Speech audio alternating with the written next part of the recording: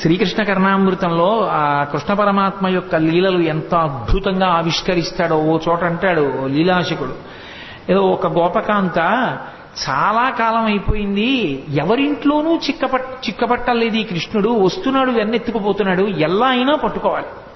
యశోద మా అబ్బాయి అలాంటి తప్పులు చేయడం మాని కదా అంటోంది, రెడ్ హ్యాండెడ్గా పట్టుకున్నాడంటారే, అలా వెన్న చేత్తో ఉన్న కృష్ణుడిని పట్టుకోవాలనుకుంది అని కావాలని కడవ తీసుకెళ్లి గుమ్మం దగ్గర పెట్టి వస్తాడుగా, భలే దొరికారా వీళ్ళు ఎవరో అనుకుంటాడు, వస్తాడు.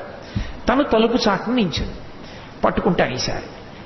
ఈ ఉత్తి చేత్తో ఉంటే మళ్ళీ అమ్మో ఏం దబాయిస్తాడో, కొంచెం నోటికి కూడా పూసుకున్నాక పట్టుకుంటాను అనుకో. తలుపు చాటున నించుని చూస్తోందో వచ్చేసాడు. వచ్చేస్తే తెలిసిపోతుంది అంటే ఏదో చిరుమువ్వ గజ్జెలు చిన్ని కృష్ణ నిన్ను నే కోరి కొలుతూ అన్నట్లుగా ఆ గజ్జెలు పెట్టుకుని వస్తాడు చప్పుడు చేసుకుంటూ. వచ్చి వెనకాల పిల్లలందరూ